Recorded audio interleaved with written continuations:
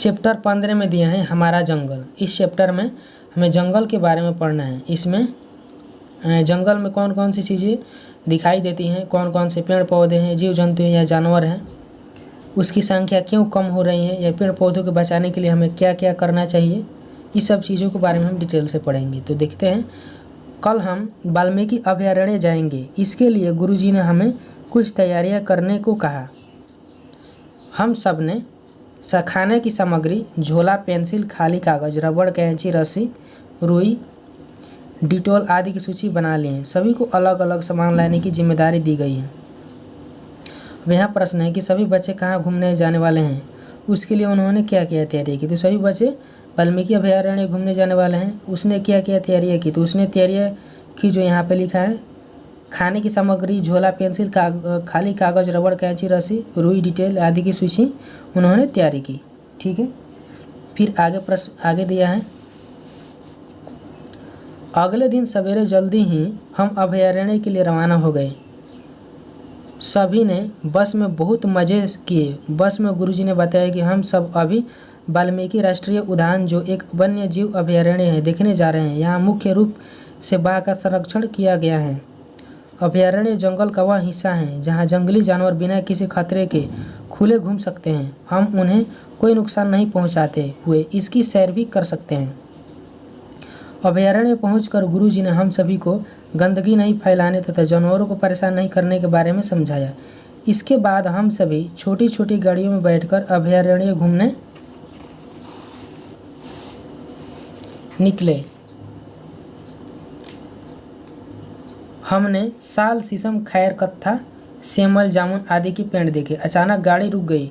हमने देखा कि बहुत सारे हिरण एक साथ पानी पी रहे थे। उस सबको बहुत अच्छा लगा। कुछ बच्चों ने तो उसकी तस्वीर भी ली। अचानक हिरणों के झुंड में हलचल हुई। गाड़ी के ड्राइवर ने हमें शांत रहने का इशारा किया।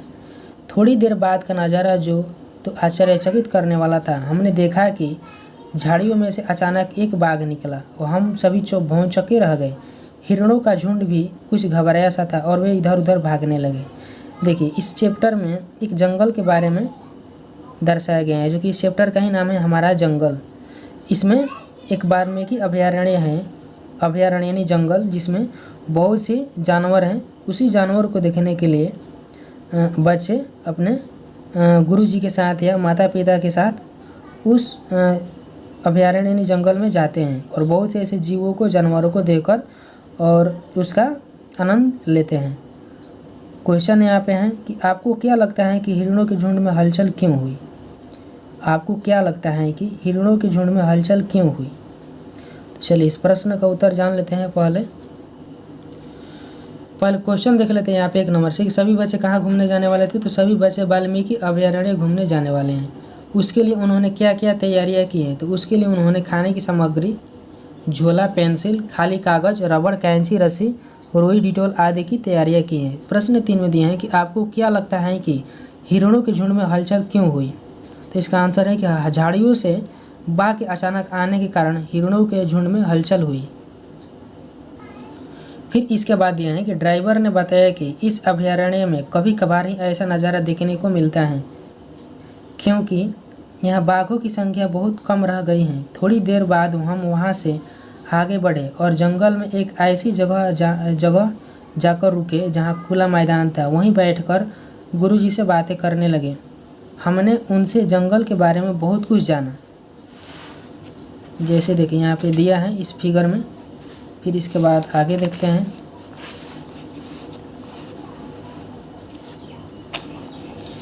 वहाँ से हमने कुछ पेड़ पौधों की पत्तियाँ, फूल इकट्ठा किए और गुरुजी से उनके बारे में प्रश्न पूछकर उनके बारे में जाना। लौटते समय भी हमने बहुत सारे जानवर देखे, जैसे बंदर, खरगोश, सांप, लोमड़ी, अजगर। अगले दिन कक्षा में जो बच्चे अभयारण्य घूमने के लिए नहीं जा पाए थे, उनमें क्या क्या हुआ जानने की बड़ी उत्सुकता थी। सीमा ने पूछा, तुम सबने कल वहाँ क्या क्या देखा? चीनू ने बताया कि जैसे ही हम वहाँ पहुँचे हमने जंगल देखा। उसके अंदर जाने पर हमने एक बाघ और हिरण के झुंड को आमने सामने देखा। सीमा, जंगल क्या होता है? क्या वह हमारे आम के बगीचे जैसा होता है? तभी गुरुजी बोले, नहीं, जंगल में अलग अलग तरह के पेड़ पौधे और तरह तरह के जीव जंतु होते हैं। फिर इसमें प्रश्न दिया है कि बच्चों ने जंगल में क्या क्या देखा। कौन सा नज़ारा था जिसको देखकर दंग रह गए। जंगल बगीचे से अलग कैसे अलग हैं, लिखिए। चलिए इसको हम देखते हैं पहले इन 3 प्रश्नों को।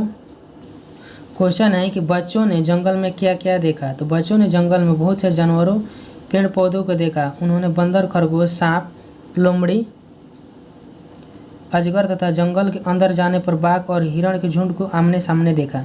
कौन सा नज़ारा था जिसको देखकर सभी दंग रह गए। बच्चों के नज़रों के सामने झाड़ियों में से अचानक एक बाघ निकला, जिसे देखकर हिरणों का झुंड घबरा गया और इधर उधर भागने लगा। यही नज़ारा था जिसे देखकर सभी दंग रह गए। फिर इस आगे प्रश्न दिया है कि जंगल बगीचों से कैसे अलग हैं, लिखिए। जंगलों में जीव जंतु तथा जानवर पाए जाते हैं, जबकि बगीचों में कुछ पक्षी तथा जीव जंतु पाए जाते हैं। जंगलों में पेड़ पौधे तथा औषधियाँ प्राप्त होते हैं, जबकि बगीचों में फूल, फल एवं सुंदरता पाए जाते हैं। जंगलों के जीवों को देखरेख के लिए सरकार द्वारा बनाए गए एक विभाग होता है, जबकि बगीचों का रखवाली करने वाला उसका मालिक स्वयं होता है। ठीक है, चलिए आगे दिया है कि छुई मुई ने बताया, हम तो जंगल के पास ही रहते हैं। सुबह सुबह हम जंगल जाते हैं और वहाँ से जलावन और कभी कभी जामुन और शहद भी लाते हैं। तो इससे संबंधित यहाँ पे प्रश्न दिया है कि जंगल से हमें क्या क्या मिलता है, लिखिए।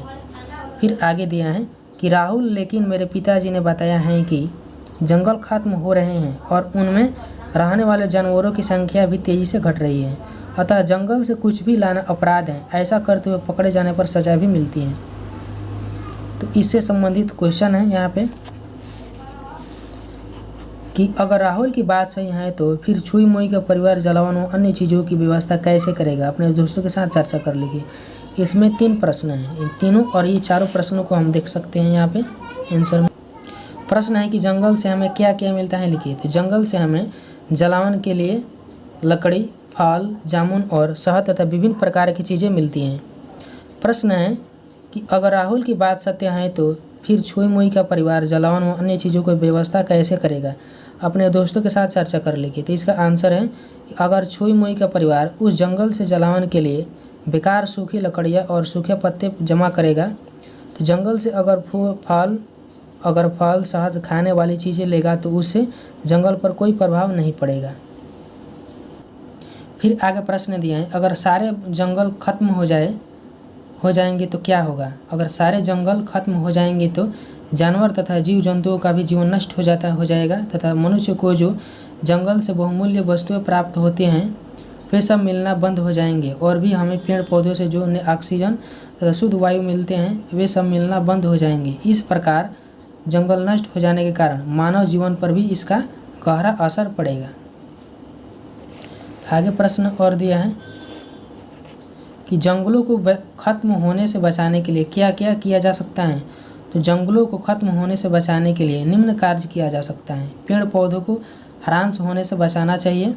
जंगलों में किसी व्यक्ति द्वारा नष्ट हो रहे पेड़ पौधों तथा जीवों को देखभाल करना चाहिए। उचित मात्रा में पौधों को लगाना। पर्यटकों को जंगलों तथा पेड़ पौधों का महत्व बताना। ठीक है, तो दोस्तों यहाँ तक हमारा क्वेश्चन समाप्त हो गया। ठीक है।